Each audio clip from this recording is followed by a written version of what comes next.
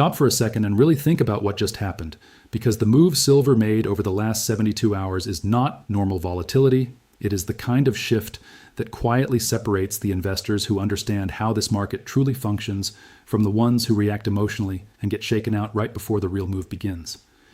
Today we watched silver surge all the way to $91 an ounce, a level it has not reached in 3 weeks. And just as quickly as excitement started building and headlines began talking about silver leading the precious metals space, price pulled back and settled into a tight range between $89.70 and $90. Now, if you are staring at the chart thinking that the rally is finished, that the rejection at 91 means the top is in, you need to stay with me, because what is happening beneath the surface of this price action tells a completely different story than what most traders are focusing on. By the time we are done here, you are going to understand why a 67 million ounce structural deficit that has been building for 6 consecutive years is now on a collision course with an escalating tariff conflict that very few people fully priced in. You are going to understand why the $91 level is not just technical resistance, but a line that certain participants in this market are highly motivated to defend. And most importantly, you are going to understand the single mistake that destroys silver investors even when they are correct about direction, and how experienced capital quietly profits from that exact emotional reaction. Before we go deeper, I want to ask you something. Tell me where you are watching from right now. Drop your country or your city in the comments. Whether you are in the United States, Canada, the United Kingdom, India, Australia, South Africa, or anywhere else in the world, I want to see how global this audience has become. I read the comments because it tells me who is paying attention and what kind of analysis actually matters to you. If these breakdowns are helping you think more clearly about the metals market, and you have not subscribed yet, this is the moment to do it. Growing this community allows this content to reach people who need a clearer perspective in markets that are becoming more unstable by the month. Make sure you also follow us on X for real-time updates when silver makes sudden moves, and join the WhatsApp community if you want deeper discussion beyond these videos. The links are available below.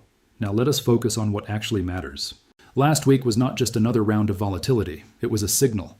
Silver jumped 4% almost instantly, pushing to a 3-week high at $91. But here's the detail most traders ignored.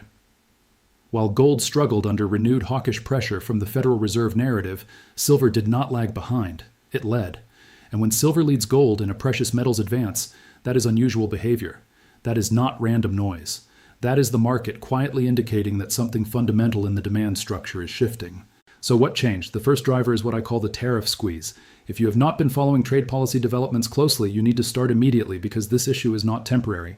After the Supreme Court limited emergency powers, the administration pivoted toward Section 122 authority, which allows the imposition of a 10% temporary global tariff. In a recent address, it was made clear that these tariffs are not disappearing. Officials have even indicated the possibility of raising the rate to 15%. Think carefully about the implications. This is not a targeted tariff on one country or one industry. This is a blanket measure that injects uncertainty into nearly every major supply chain on the planet. When uncertainty expands across global trade, capital searches for protection. Investors look for assets that cannot be printed into existence, cannot be digitally frozen, and cannot be politically sanctioned. Silver fits that description, and unlike gold, it remains financially accessible to ordinary investors. You do not need to be wealthy to accumulate meaningful quantities of silver. You can hold it physically, you can store it privately. That accessibility matters during periods of instability. But the tariff dynamic is only half of the story. While investment demand reacts to geopolitical and policy uncertainty, another force has been building quietly for 6 years, with far less public attention. The silver market is currently facing a 67 million ounce deficit according to the Silver Institute's 2026 forecast. That figure represents the gap between global supply and total demand. 67 million ounces is not a rounding error. It is not a short-term imbalance that resolves in a quarter. This marks the 6th consecutive year where demand has exceeded supply. 6 years of inventories gradually declining. 6 years of structural tightening beneath relatively calm price action. Now you might reasonably ask why supply does not simply increase when deficits persist. The answer lies in the unique nature of silver production. Unlike gold, most silver is not mined from primary silver operations. It is produced as a byproduct of zinc and copper mining. That means silver supply is influenced far more by base metal economics than by silver prices themselves. If copper prices weaken and copper producers reduce output, silver supply contracts, even if silver prices are rising. The silver market lacks a simple supply lever that responds directly to price. Production decisions are being made in entirely different sectors. Even with silver trading near $90, global output is projected to reach roughly 1.05 billion ounces, while demand is estimated at approximately 1.12 billion ounces. The arithmetic does not balance. And when a market operates with negative supply math for 6 straight years, pressure accumulates beneath the surface. On the demand side, the narrative becomes even more compelling. Solar energy has driven significant silver usage because silver remains the most conductive metal available. However, higher prices have encouraged manufacturers to reduce silver content per panel. Efficiency improvements have lowered silver usage per unit. At first glance, that seems bearish, but the reality is more nuanced. While silver usage per solar panel declines, demand from artificial intelligence infrastructure, electric vehicles, and advanced semiconductor manufacturing continues to expand. Data centers that support AI systems require extensive cooling architecture, which incorporates silver. Electric vehicles depend on complex electrical systems where silver plays a role. High-performance chips used in everything from consumer electronics to defense applications also require silver. Industrial demand is not disappearing. It is evolving. And unlike solar manufacturers who may optimize material usage, operators building multi-billion-dollar AI facilities are not price-sensitive to small changes in silver costs. For them, silver is a minor input cost relative to total capital expenditure. When demand comes from sectors with low price sensitivity, supply constraints become more impactful, so we have tariff-driven investment demand on one side and structurally tightening supply combined with evolving industrial demand on the other. That combination creates asymmetry. Short-term volatility can obscure it, but the underlying structure remains intact. Price pulled back from $91 into consolidation, yet the broader setup suggests compression rather than exhaustion. Today, silver is not collapsing. It is coiling. The range between $89.70 and $90 reflects hesitation at resistance, not structural breakdown. The larger story is still unfolding beneath that narrow band of price action. Understanding that difference between surface noise and underlying fundamentals is what determines who survives the next phase and who exits prematurely. Now let us move into the variable that most traders are barely watching, but could become the catalyst that shifts this entire structure from compression into acceleration. Today, the third round of nuclear negotiations between the United States and Iran is taking place in Geneva. At first glance, that might seem distant from the silver chart sitting in front of you, but geopolitics and precious metals have always been intertwined. Whenever military escalation becomes a realistic possibility, a risk premium quietly embeds itself into gold and silver pricing. That premium does not always show up as an explosive rally, but it acts like an invisible floor beneath the market. As long as tensions remain unresolved, downside becomes increasingly limited. If negotiations deteriorate, if rhetoric escalates, or if any direct military action occurs in the region, safe haven flows increase rapidly. Retail buyers respond emotionally, institutional capital reallocates defensively, and metals benefit from uncertainty. That means the Geneva talks are not just background noise. They are a structural component of current pricing. The mere existence of unresolved risk restricts how aggressively sellers are willing to press price lower. In other words, geopolitics is acting as downside insurance while deficits and tariffs fuel the upside narrative. That imbalance creates an asymmetric setup that sophisticated capital recognizes. Now let us shift to the technical structure because charts do not move randomly. On the 2-hour time frame, silver has been advancing within a rising parallel channel that began near $73. Each higher low has respected the lower boundary, and each rally has approached the upper channel line with remarkable precision. The recent push toward $91 represented a direct test of that upper boundary. The subsequent pullback did not break structure. It returned price toward the midpoint of the channel, which is exactly where consolidation would be expected if the trend remains intact. The 50-period moving average currently sits near 84.42. The 200-period moving average rests around 84.15. Both averages are sloping upward, both remain beneath current price, and both act as dynamic support zones. This is not a breakdown pattern. It is compression within an established uptrend. There is a significant psychological difference between those two scenarios. Breakdown implies structural damage, compression implies stored energy. The level that matters most right now is 91.27. That is the threshold separating range-bound consolidation from renewed expansion. A decisive 4-hour close above 91.27 signals entry into price discovery mode. Once that barrier gives way, the next projected targets sit near 95.23 and 98.51. Beyond that, the previous all-time high around 121.64 remains within long-term visibility. That does not mean price travels there in a straight line, but it confirms that overhead resistance becomes thinner above 91. Why does that matter beyond technical analysis? Because markets are not driven solely by charts. They are driven by positioning. If significant players are maintaining short exposure in the $90 region, a breakout above 91.27 forces reevaluation. Maintaining short positions becomes more expensive as price rises. Margin requirements increase.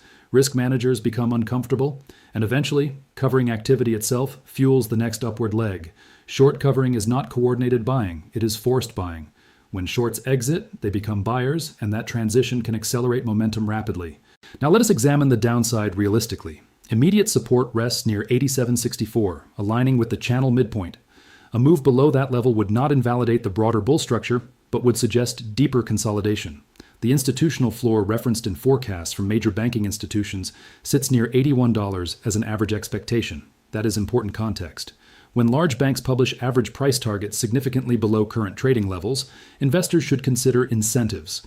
Forecasts influence expectations, expectations influence positioning, positioning influences volatility. Ask yourself this question honestly.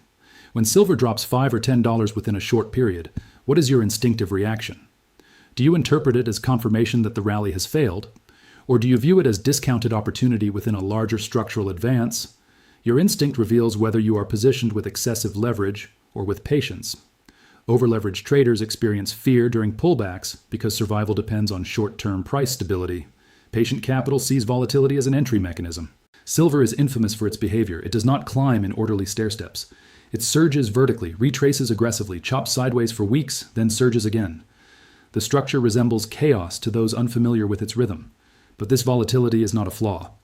It is a feature of a relatively small market.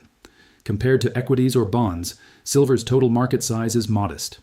That means price can be influenced by comparatively smaller capital flows. It also means that margin adjustments and liquidity imbalances can trigger rapid movements in both directions. This leads directly into the mistake that eliminates many otherwise correct investors: leverage. When silver begins moving upward, leveraged instruments magnify gains dramatically. Small accounts suddenly control large exposure. Confidence expands rapidly, but exchanges can raise margin requirements without warning. When that happens, traders must deposit additional capital immediately or liquidate positions. If they cannot meet the requirement, positions close automatically. Forced selling pushes price lower. That decline triggers additional margin calls across the market. What begins as a routine pullback transforms into a cascading liquidation event. During that cascade, well-capitalized buyers accumulate. They purchase contracts and physical exposure from traders forced to exit. This process repeats throughout every major silver cycle. It is not conspiracy, it is structural mechanics. Forced sellers create discounted inventory for disciplined buyers. If you become the forced seller, you provide opportunity to someone else. Now consider derivatives positioning. Recent data indicates open interest in silver options is heavily skewed toward calls rather than puts. That means capital in the options market is primarily positioned for higher prices despite recent volatility. Traders allocating premium toward upside exposure are not anticipating collapse. They are anticipating expansion. When options positioning aligns bullishly while structural deficits persist and geopolitical risk remains elevated, compression becomes more combustible. Another factor reinforcing this compression narrative is the phase analysts describe as price discovery following rapid ascent. Earlier this year, silver experienced a parabolic move that drove it to new highs. After parabolic advances, markets typically build bases. Base building feels uneventful. It frustrates momentum traders. But consolidation following acceleration often serves as preparation for the next impulse wave. Analysts observing the $70 to $80 region have suggested that zone represents a developing floor where long-term accumulation occurs quietly. For those who entered at higher prices and feel impatience building, recognize the distinction between consolidation and collapse. Consolidation occurs within an intact structural trend. Collapse destroys structure. Silver's rising channel remains intact. Moving averages remain supportive. Deficits persist. Industrial demand continues evolving. Tariff uncertainty remains unresolved. Geopolitical risk lingers. None of those foundational drivers have reversed. So here is what matters now. Watch 9127 for confirmation of renewed expansion. Monitor developments in Geneva because geopolitical shifts can rapidly reprice risk. Pay attention to tariff discussions because escalation from 10% toward 15% amplifies investment demand for hard assets. And most critically, monitor your own exposure. Volatility is inevitable. How you respond determines outcome more than the chart itself. Now we need to address something that rarely gets explained clearly but sits at the center of why silver can behave in ways that confuse even experienced investors. There is a difference between the paper market and the physical market, and understanding that difference may be one of the most important factors in surviving the volatility ahead. Futures contracts can be created electronically in enormous size within seconds. Physical silver cannot. Bars must be refined, transported, stored, and delivered. When heavy selling pressure appears in futures during thin liquidity hours, price can drop sharply, even if physical demand remains strong. That disconnect is what creates frustration. Investors see price falling and assume demand must be weak, when in reality physical premiums may be rising at the same time. Today, we are seeing exactly that divergence in certain regions. In key Eastern markets, physical silver is trading at premiums several dollars above Western paper pricing. That premium is not theoretical. It represents actual buyers paying additional money to secure tangible metal rather than a contract representing metal. It signals preference for ownership rather than exposure. When paper price pulls back yet physical premiums remain elevated, it tells you demand for the real asset has not evaporated. It tells you that there are two layers of pricing happening simultaneously. Eventually, those layers must reconcile. Either paper price rises to reflect persistent physical tightness, or physical demand retreats. Historically, over extended periods, physical reality tends to assert itself, but the timeline is never predictable. This is where patience becomes more important than prediction. You can analyze deficits, you can track industrial consumption, you can monitor tariff policy and geopolitical risk, but if you do not manage your psychology, the silver market will test you until you react emotionally. The truth is that silver is not simply a financial instrument. It is a psychological exam disguised as a commodity. It punishes impatience. It exposes overconfidence. It rewards discipline. Let us revisit the structural picture clearly. For 6 consecutive years, global demand has exceeded supply. The current projected deficit stands at 67 million ounces. Annual output is expected to reach roughly 1.05 billion ounces, while demand approaches approximately 1.12 billion ounces. That imbalance is not a rumor. It is arithmetic. Industrial consumption from artificial intelligence infrastructure, electric vehicles, and advanced semiconductors is not disappearing. Even as solar manufacturers reduce silver content per panel, new technological sectors absorb supply with limited price sensitivity. At the same time, tariff uncertainty stemming from potential 10 to 15% global trade measures increases investment demand for tangible assets. Add unresolved geopolitical negotiations in Geneva to that equation, and you create a backdrop where downside appears increasingly supported. Technically, silver remains within a rising parallel channel that began near $73. The recent push toward $91 tested the upper boundary of that channel before consolidating.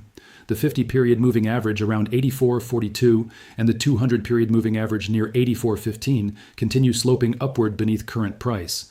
Immediate support rests near 87.64. The decisive breakout threshold remains 91.27. Above that level, targets near 95.23 and 98.51 become plausible.